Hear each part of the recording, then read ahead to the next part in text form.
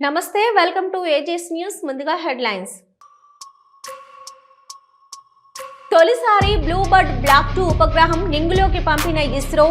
America AST space mobile company రూపొందించిన BlueBird block 2. Jagan పాలనలో తిరుమలలో మహాపాపాలు. జగన్ పై మంత్రి బీసీ జనార్దన్ రెడ్డి విమర్శలు.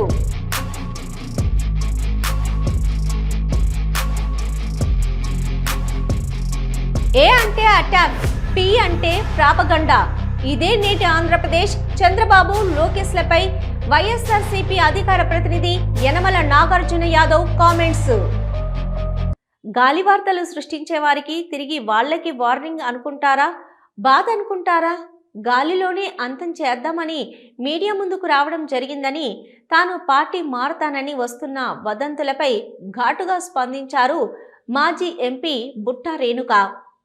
నాకు ఇలాగే గాలి న్యూస్ వచ్చింది కాబట్టి గాలిలో ఉన్న న్యూస్ ని గాలిలోనే అంతం చేద్దామని మిమ్మల్ని పిలిచి చెప్పడం జరుగుతుంది.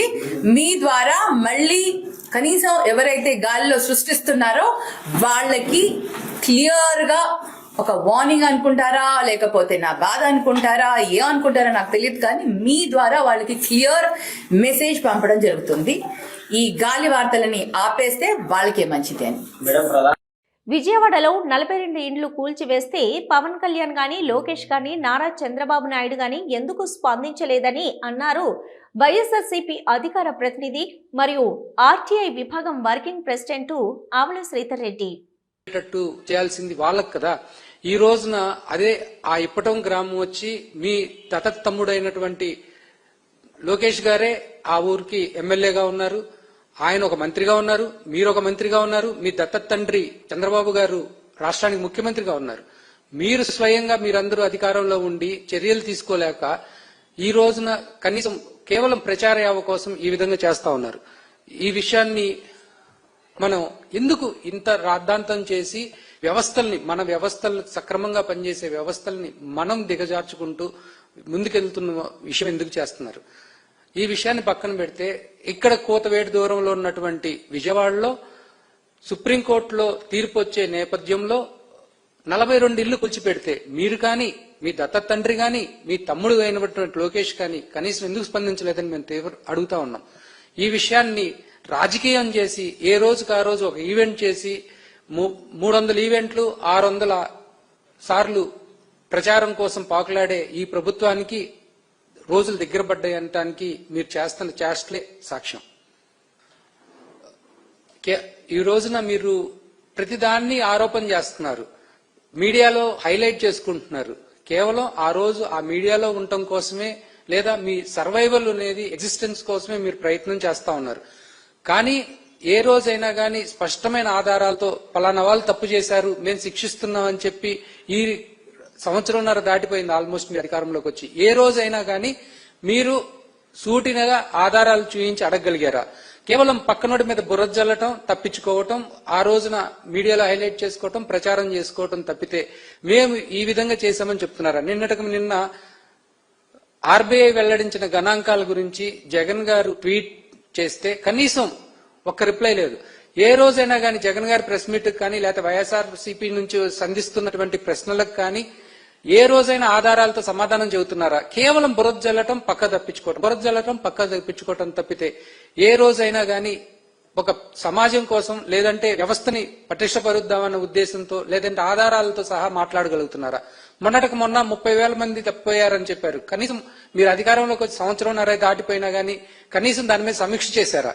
ఇలాంటి బురద చల్లుడు కార్యక్రమాలు ఎప్పుడైనా ఆపుకోవాలని చెప్పి కోరుతా ఉన్నాం. జనసేనానిగా ఇచ్చిన మాట ఉప ముఖ్యమంత్రిగా నిలబెట్టుకున్నారు పవన్ కళ్యాణ్.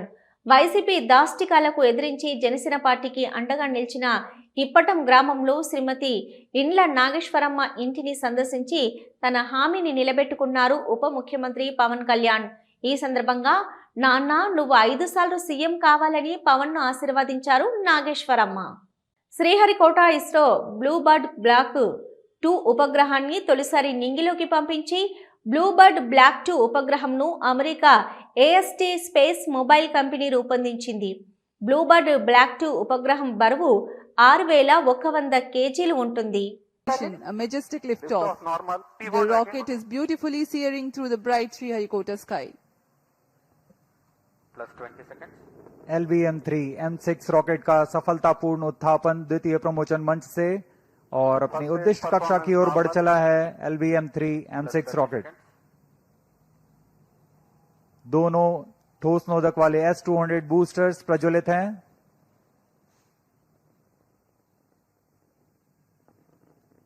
प्रथम चरण का कार्यकाल लगभग 126 सेकंड का होगा और इस दौरान यह लगभग 6000 किलो न्यूटन प्रणोद उत्पन्न कर रहे हैं। Very thrilling vibration at the launch base due to the thrusting of twin S-200. Jaggayyapeta Kakani నగర్లో యువతి ప్రియుడి ఇంటి ముందు ధర్నాకు దిగింది. సేకరించిన వివరాల మేరకు కైకలూరుకు చెందిన వరలక్ష్మి 29 సంవత్సరాలు, జగ్గయ్యపేటకు చెందిన బాలు సత్యదేవ్ అనే యువకుడు దాదాపు 13 సంవత్సరాల పాటు కలిసి చదువుకోవడం జరిగిందని, 6 ఏళ్లుగా ఇద్దరు కలిసి ప్రేమించుకుంటున్నారని యువతి తెలియజేసింది.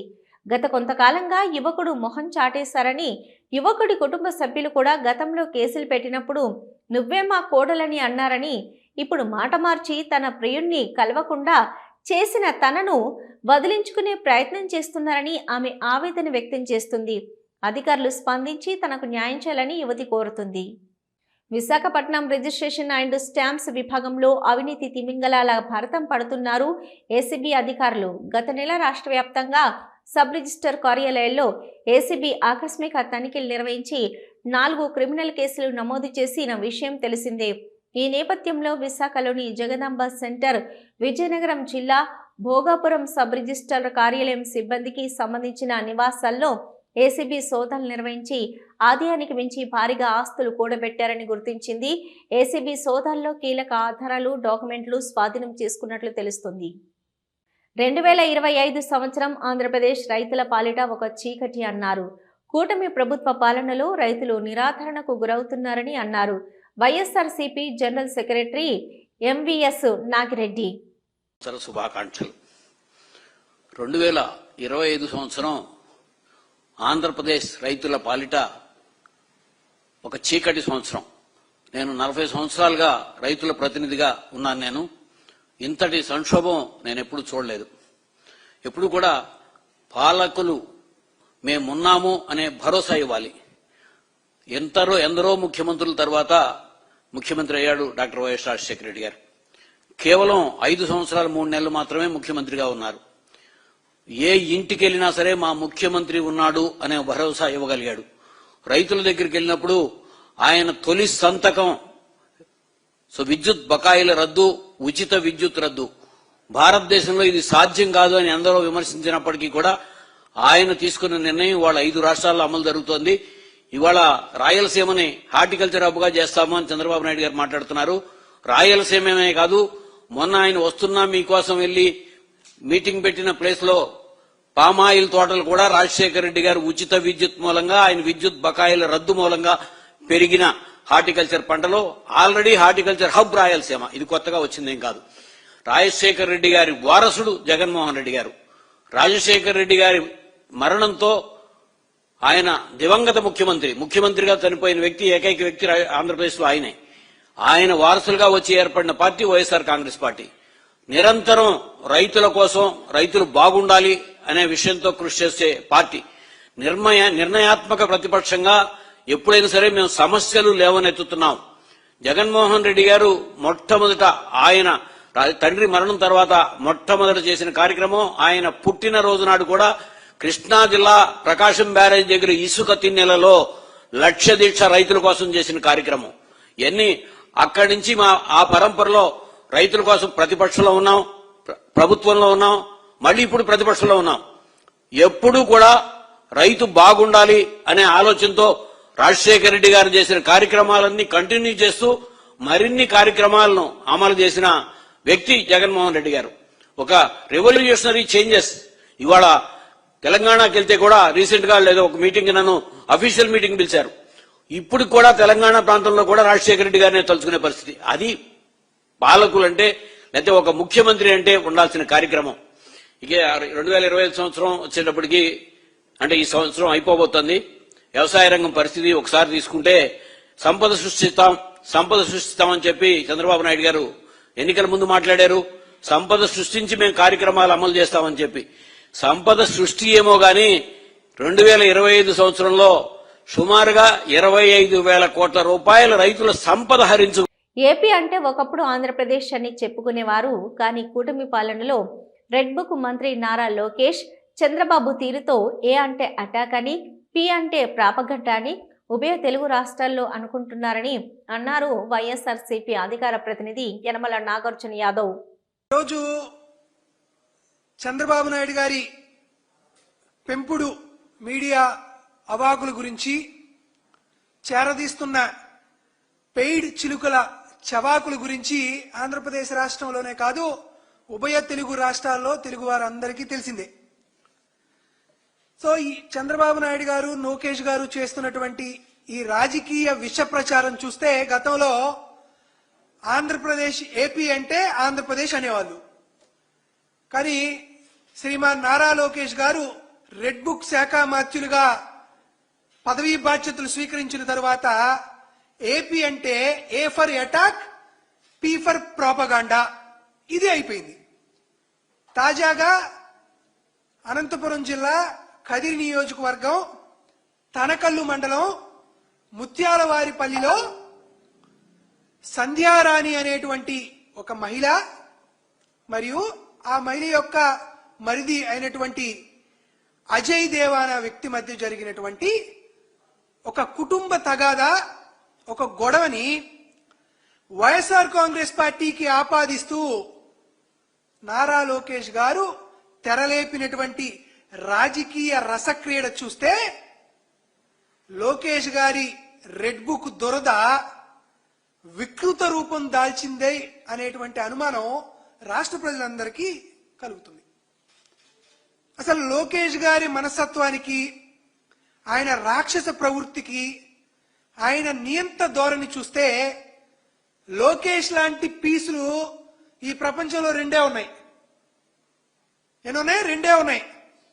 ఒకటి నార్త్ కొరియా అధ్యక్షుడు కిమ్ జోంగ్ అయితే, రెండు నారా లోకేష్. నయా నీరో చక్రవర్తి, నయా నియంత, నయా రెడ్ బుక్ పరిపాలనతో నార్త్ కొరియాలో కిమ్ ఉన్నాడు, ఆంధ్రప్రదేశ్ రాష్ట్రంలో లోకేష్ ఉన్నాడు. ఇద్దరు బాగా ట్విన్ బ్రదర్స్ లాగే ఉంటారు. ఎందుకంటే ఇద్దరు పోలికలు అంతే. నిజంగా ప్రపంచంలో ఇటువంటి నియంత్రణ ఉంటారా ఉండరా అని అంటే ప్రపంచానికి సింబాలిక్ గా కిమ్ ఉంటాడు, భారతదేశంలో లోకేష్ ఉంటాడు. ఈ నారా లోకేష్ అనే అతను ఏం చేశాడు? పాపం ఈయనకి కడుపు మండింది, కళ్ళు మంటెక్కాయి. దేనికంటే జగన్మోహన్ రెడ్డి గారిది మొన్న రాష్ట్ర వ్యాప్తంగా జన్మదిన వేడుకలు జరిగాయి. జగన్మోహన్ రెడ్డి గారు జగన్ పాలనలో తిరుమలలో మహాపాపాలు జరిగాయని, లడ్డూ తయారీకి కల్తీ నెయ్యి వినియోగం అత్యంత విచారకరమని అన్నారు మంత్రి బీసీ జనార్దన్ రెడ్డి. చంద్రబాబు తిరుపతి పవిత్రతను కాపాడుతుంటే జగన్ తిరుపతి ప్రతిష్టని భ్రష్టు పట్టించేలా వ్యవహరించారని అన్నారు. అందరికీ నమస్కారం. గత ప్రభుత్వంలో శ్రీ తిరుమల తిరుపతి వెంకటేశ్వర స్వామి సంబంధించినటువంటి క్షేత్రంలో నాడు ఎన్నో అక్రమాలు జరిగాయి గత ప్రభుత్వంలో. ఆ అక్రమాలన్నీ కూడా ఒక్కొక్కటిగా ఇప్పుడు బయటకు వస్తూ ఉన్నాయి. ఆ అక్రమాలకు సంబంధించేటువంటి హిందువులు ఎంతో పవిత్రతతో ప్రసాదంగా భావించేటువంటి లడ్డులో కూడా కల్తీ నెయ్యిని తీసుకొని ఆ రోజు ఒక సంచలనాన్ని కూడా విన విషయాలు ఈరోజు బయటకు వస్తున్నాయి. సంచలనమైన విషయాలు. దేశ విదేశాల నుంచి వచ్చినటువంటి భక్తులు కావచ్చు, అదేవిధంగా హిందువులు అందరూ కూడా ఈరోజు ప్రత్యక్ష దైవంగా, కలియుగ ప్రత్యక్షంగా దైవంగా కూడా కొలిచేటువంటి భక్తులు కూడా ఎంతోమంది కూడా అనేక ఇబ్బందులకు గురి చేయడం జరిగింది. స్వామివారిని దర్శించుకొని అక్కడ నుంచి వచ్చేటప్పుడు భక్తులకు కానీ సౌకర్యాల విషయంలో కూడా చాలా రకాలుగా కూడా గత ప్రభుత్వం నిర్లక్ష్యంగా చేయడం జరిగింది. ఈరోజు ప్రజలందరూ కూడా, భక్తులందరూ కూడా మళ్ళీ నాడు జరిగినటువంటి ఆ యొక్క జరిగిన అక్రమాల మీద కూడా ప్రజలందరూ చూస్తూ ఉన్నారు. నాడు అక్రమాలలో ఆ రోజు ఆయన చేసిన భూమా కరుణాకర్ రెడ్డి గారు చేసిన విషయాలన్నీ కూడా ప్రత్యక్షంగా బయటకు వస్తూ ఉంటే ఈరోజు మళ్ళీ ఆయనే వచ్చి ఈరోజు విడ్డూరంగా మాట్లాడడం, ఈరోజు మళ్ళీ లేదు, ఆ రోజు ఎలాంటి అక్రమాలు జరగలేదు ఆ రోజు అని చెప్పి చెప్తా ఉన్నాడు. అక్రమాలన్నీ కూడా ఇప్పుడు కోర్టు లోపల ఉన్నాయి కాబట్టి దాని మీద కూడా ఎక్కువగా మాట్లాడదలుచుకోలేదు. అదేవిధంగా కూటమి ప్రభుత్వం అధికారంలోకి వచ్చిన తర్వాత తిరుమలలో జరిగినటువంటి ఏవైతే అన్నప్రసాదాలు కావచ్చు, కాటేజీల విషయాలు కావచ్చు, ఇంకా అనేటువంటి అక్రమాలను కూడా బయటికి తీస్తూ ఉన్నాము. ఈ యొక్క దేవాలయంలో భక్తులందరూ కూడా ఈరోజు ఏకాదశి నాడు రాష్ట్ర చరిత్రలోనే టీటీడీ వైకుంఠం ద్వారా 90% పైగా సామాన్య ప్రజలకందరికీ కూడా సౌకర్యం కల్పించాలి అనే చారిత్రాత్మకమైనటువంటి నిర్ణయాన్ని తీసుకుంది ఈ యొక్క కూటమి ప్రభుత్వం. అదేవిధంగా ఈరోజు ప్రసాదాలను కూడా ఏవైతే ఉన్నాయో ఆ నెయ్యిని కూడా టెస్ట్ చేసి ఎవరైనా దాతలు ఇచ్చినటువంటి నెయ్యి కావచ్చు, ఇంకోటి కావచ్చు, ఏదున్నా కానీ కూడా ప్రసాదాలు కానీ అవన్నీ కూడా కరెక్ట్గా ఉన్నాయా లేదా వాళ్ళని టెస్ట్ చేసిన తర్వాతనే తీసుకోవడం కూడా జరుగుతూ ఉంది. ఈరోజు వెంకటేశ్వర స్వామి గురించి దానికి సంబంధించినటువంటి గత ప్రభుత్వంలో ఉన్నటువంటి నాయకులు కూడా అసత్య ప్రచారాలు చేస్తూ సంబంధం లేని విధంగా ఈరోజు పత్రికలకు కూడా ఇస్తూ ఉన్నారని చెప్పి కూడా తెలియజేస్తున్నాం. దొంగలు రాజ్యం వెళితే ఏ విధంగా ఉంటాయో ప్రజాధనం ఏ విధంగా దుర్వినియోగం జరుగుతుందో ప్రజలందరూ కూడా ఆలోచించుకోవాలని చెప్తా ఉన్నాను. దేవుడి మీద నమ్మకం లేనటువంటి భూమా కరుణాకర్ రెడ్డికి టీటీడీ పదవి కనిపెట్టి ఆ రోజు కట్టబెట్టడమే వారు చేసిన తప్పని కూడా ప్రజలందరూ కూడా అనుకుంటా ఉన్నారు. ఇదొక్కటే కాదు, రాజకీయంగా మళ్ళీ 6 నెలల నుంచి కూడా ఈరోజు ఏదైతే తెలుగుదేశం పార్టీ కూటమి ప్రభుత్వం వచ్చిన తర్వాత ఈరోజు ప్రజలందరూ కూడా కూటమి ప్రభుత్వం చేసేటువంటి పనులన్నిటికీ కూడా వారందరూ కూడా ఆకర్షితులు అవుతూ ఉన్నారు. మంచి పరిపాలన ఇస్తూ ఉన్నారు. ఈ పరిపాలనలో ఈరోజు డిఎస్సి కావచ్చు, పోలీస్ కానిస్టేబుల్ కావచ్చు, అదేవిధంగా మొన్న జరిగిన సిఐఐలో కోట్ల రూపాయలు పెట్టుబడులు రావడం జరిగింది. సిఐఐ సదస్సులు ఏదైతే కోట్ల రూపాయలు ఈరోజు వస్తే యావత్ దేశం కూడా మన సైడ్ చూస్తూ ఉంది. ఆంధ్రప్రదేశ్ పురోగతి చెందుతూ ఉంది. ఈరోజు మళ్ళీ పెట్టుబడులు పెట్టాలి. పెట్టుబడులు పెట్టడానికి ఒక బ్రాండ్ అంబాసిడర్ అయినటువంటి శ్రీ నారా చంద్రబాబు నాయుడు గారు, అదేవిధంగా మా యువ నాయకుడు ఐటీ మంత్రి అయినటువంటి శ్రీ లోకేష్ బాబు గారి వల్ల ఈరోజు విదేశాలకు వెళ్ళి మా రాష్ట్రానికి రండి, మీకు కావాల్సినటువంటి వనరులు. పవిత్ర పుణ్యక్షేత్రం అన్నవరం సత్యదేవుని సన్నిధిలో విస్తుపోయే ఘటన చోటు చేసుకుంది. మొక్కు తీర్చుకునేందుకు వచ్చిన ఒక పసిపాపపై దేవస్థాన సిబ్బంది చూపిన నిర్లక్ష్యం భక్తులను దిగ్భ్రాంతికి గురి చేసింది. తలనీలాలు సమర్పించే క్రమంలో అక్కడ పనిచేసే నాయ బ్రాహ్మణుడు అత్యంత అశ్రద్ధగా వ్యవహరించడంతో చిన్నారి చెవి తెగి రక్తం దారకట్టింది.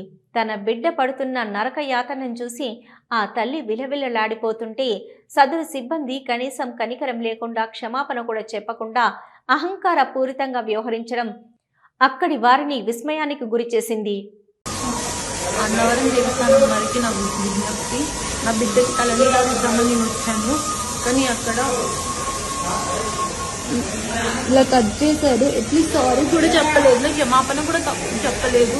ఎంతలా పోరాడానో నేను, కానీ ఎవరు సమాధానం చెప్పలేదు. లాస్ట్కి ఒక అతను వచ్చి నేను గొడవ చేస్తే ఒక 4 రోజులు సెలవు ఇస్తాము అని చెప్పారు. అతనికి సెలవు ఇప్పిస్తాము తప్ప క్షమాపణ చెప్పించలేదు, ఏమీ చెప్పించలేదు. నా బిడ్డ అల్లాడిపోయింది. దీనికి ఎవరు రెస్పాన్సిబుల్? ఇలాంటి మా బిడ్డకి జరిగింది, రేపు ఇంకో బిడ్డకి కూడా జరగవచ్చు. ఇలా ఇంత నిర్లక్ష్యంగా నాకు మాటలు కూడా రావట్లేదు చెప్పడానికి. నా బిడ్డ అంతలా అల్లాడిపోయింది. అతను కట్ చేసినా అని కూడా చెప్పలేదు. నా బిడ్డ అసలు కదలలేదండి. ఫోన్ మేము ఫస్ట్ ఏడ్చింది, ఫోన్ చూపిస్తూ ఉంటే అలాగే ఉండిపోయింది. తర్వాత అతను కట్ చేశాడు. కట్ చేసి మేము చూడకముందు పౌడర్ రాశాడు. ఏంటిది అని చూస్తే ఇంకా బ్లడ్ కారుతూనే ఉంది. నా బిడ్డ ఏడుస్తూనే ఉంది. ఎందుకు ఏడుస్తున్నా అని చూస్తే చెయ్యి కట్ అయిపోయింది. ఒక్కరు కూడా అసలు ముందుకు వచ్చి మాట్లాడలేదు మా గురించి. కానీ పసిబిడ్డ అంతలా ఏడుస్తుంటే అక్కడ నుండి వెళ్ళిపోయారు తప్ప ఎవ్వరూ ముందుకొచ్చి మాట్లాడలేదు, సారీ చెప్పలేదు, క్షమాపణ చెప్పలేదు. అన్నవర దేవస్థానం వారు ఇలాంటి తప్పులు ఇంక ముందు కూడా ఏ పసిబిడ్డకి